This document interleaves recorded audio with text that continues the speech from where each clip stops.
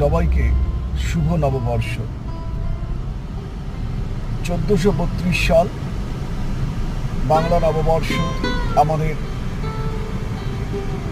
গভীরতম ভালোবাসার দীপ্তি নিয়ে হাজির হয়েছে।